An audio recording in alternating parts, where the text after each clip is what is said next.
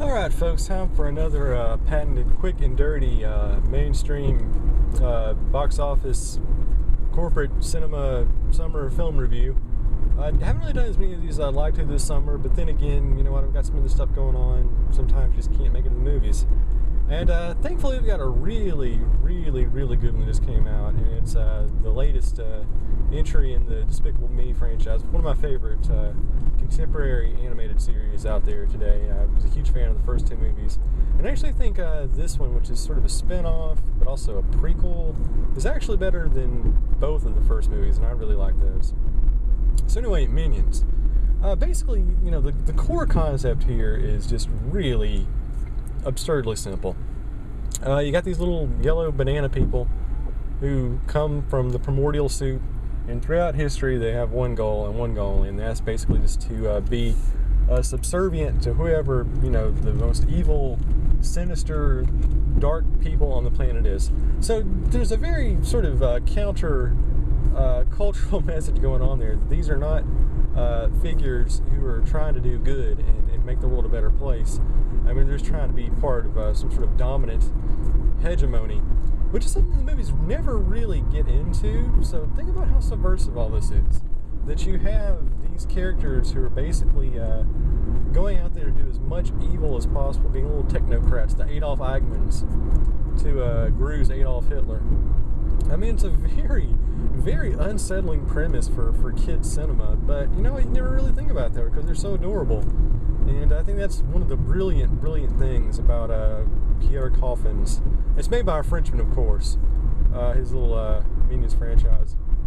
So anyway, pretty much the premise here writes itself. You get a kind of a brief history of what these guys were doing, you know, during the dinosaur period, and they hung out with Napoleon.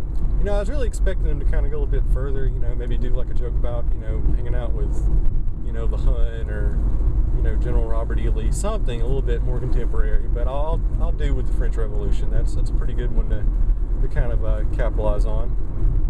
So basically, they were stuck in Antarctica after fouling up Napoleon's plans, and you know they're enjoying it. They're servicing Yetis. You know, they're enjoying their lives. But you know what? Deep down, you know, haters are gonna hate, and minions are gonna min. I guess is that the verb for it? Minionize.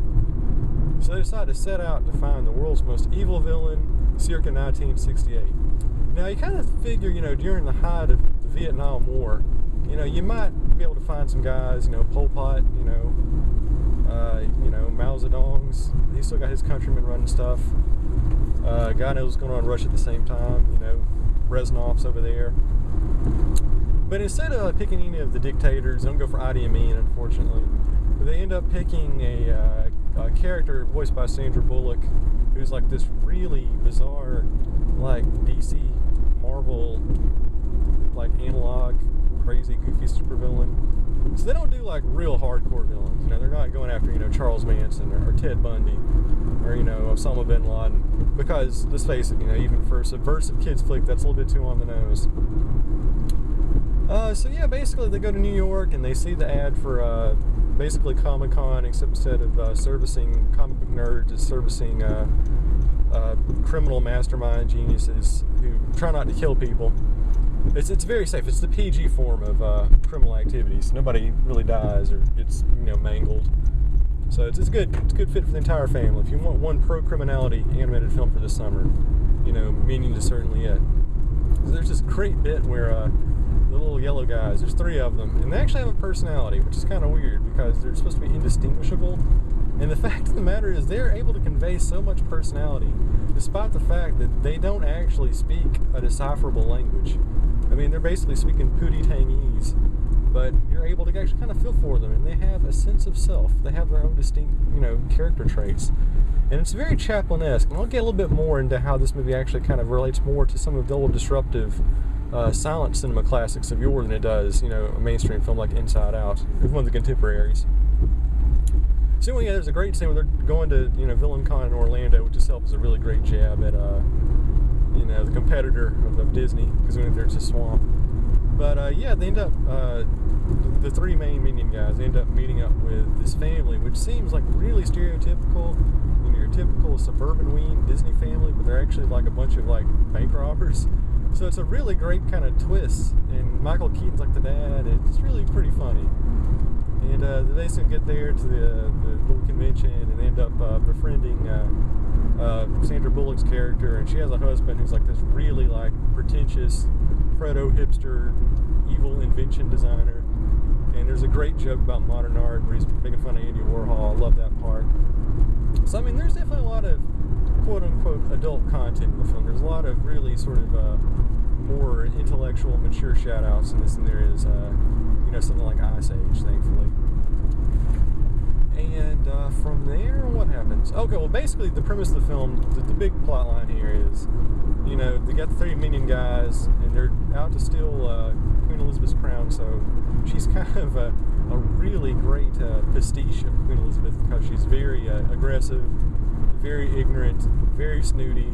She likes to kung fu. She drinks entire pitchers of beer in one sitting. There's lots of corgis everywhere. So I mean, it definitely has sort of an agenda against the late 1960s neoconservative emerging British culture, which I thought was pretty funny. And so once again, the premise is the Minions, they've been tasked to go out and steal crown jewels, but of course shenanigans happen, and one of them ends up becoming the King of England. Long story.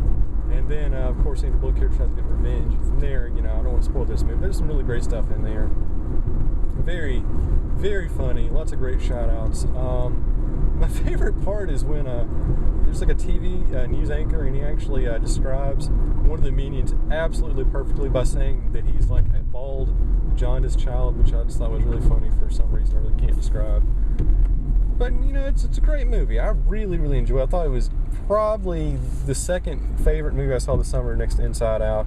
So it's, once again, it's kind of funny that we're living in an era where the films that are distinctly made for children are the most intellectual and the most stimulating and the most thought-provoking and have the most meat to them. So go figure. So yeah, going back to Minions, you look at these characters, what they're supposed to be. I was reading some on IMDb earlier that the character's supposed to be based on Pierre Coffin's children. The fact that there's actually a director making children named Coffin in itself is pretty hilarious. But the thing is, you look at the characters, the Minions with the goggles and the denim overalls, they're almost like a dead, facsimile of sort of the old Soviet workers. So I want to say there's some sort of political commentary going on in here. Obviously there was, in the first two movies. Wasn't it like a joke about Lehman Brothers in Despicable Me 1? That was pretty funny. So, I mean, there's something going on here, but it's kind of hard to kind of pinpoint what the Minions themselves represent. I mean, are they, emblematic of the Soviet worker, of the communist ideal prototype employee, of the subservient, mechanical worker? It's really hard to kind of tell. And it's going to be one of those things where it's just out of sheer happenstance I saw it. One of the first Werner Herzog movies was called Even Dwarves Started Small, and basically that movie, the characters are Minions. I mean, there's no way that the guy that directed this movie or come up with the idea of Minions did not watch this movie and take that idea and kind of apply it, because they're all running around in overalls and they speak a really weird dialect of French and they're just causing mayhem. And well, that one's kind of an avant-garde experimental horror film. Obviously it's a children's film, but at the same time I think Minions, this movie, it really is, it's disruptive cinema. I mean, it's going back to, Even Dwarves Started Small. It has those parallels. It's about these creatures who are not of the common culture, who are just going in there and just completely just meddling with things and mucking things up based on their own, vapid ignorance, which is actually used as a foil to show the general ignorance and vanity and asininity of the mainstream culture. So, watch this movie. I mean, it really is basically the best Marx Brothers we've had in 80 years. Because that's the entire plot. That's kind of what they're doing. They're making fun of the zeitgeist. The fact that they have Queen Elizabeth as one of the central characters definitely shows you this is a film that's kind of against elitism. It's against the aristocracy. It's against, hoity-toity, snobby culture. And, it's really, if you look at the film, I mean, it's a little subtle, but it's there. They're making fun of, the Warholian hipsters. They're making fun of, 1960s culture. the highbrow art community, the snotty or holier than thou crowd, which I think is almost in a way sort of a jab at contemporary art and all these other animated filmmakers. So I don't know, just a lot of stuff to it. Like I said, if I had to pick one, I think Inside Out is a slightly better film, but I still think this is a really great movie. And I was kind of shocked to go on Metacritic earlier.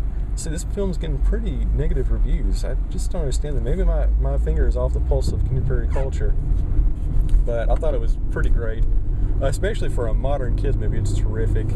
It's lots of throwbacks going back to the old Buster Keaton style of comedy, where there is a political undertone to it, but it's really just more of an abstract, generalized disdain of culture. If you look at modern times, that was completely against modernity. Right there in the title, against the industrialization of culture. All the Marx Brothers movies were against the snobbery of the highbrow and the elites. And I think Minions, in a way, is kind of carrying on that spirit. And I think it's doing a really, really good job. It's entertaining. I laughed a lot. Your kids are going to love it.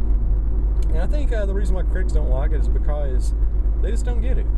They can't really see past the banana jokes and all the cutesy talk to kind of see this is actually a lot more intelligent than perhaps they are. And of course, if there's one thing that all critics hate, it's anything that makes them feel intellectually deficient. So like I said, I think It's a great movie. Overlook the overconsumptionism. Don't look at the Tic Tacs they're selling. Don't look at the cereal. Don't look at the action figures that curse. Just see this film for what it is, which is really great, old school, slapstick, disruptive Marx Brothers humor. And maybe a little bit of Karl Marx in there as well. You gotta have a good eye for that. So yeah, Minions, I thought it was really, really good. One of my favorites this summer. If you haven't seen it, you can go to see the matinee. It's pretty hilarious. And you know what? So far this summer, it's been a mixed bag. A lot of average stuff like The Avengers and Pitch Perfect. But just like Inside Out and Minions, I'm kind of starting to think that we might have some hope after all. Even if it is only in the animated oeuvre. But I'm looking forward to Despicable Me 3. Looking forward to The Good Dinosaur. Hopefully, we got a lot of good stuff coming up. And once again, gotta say, Minions, booyah! Great movie. Go see it.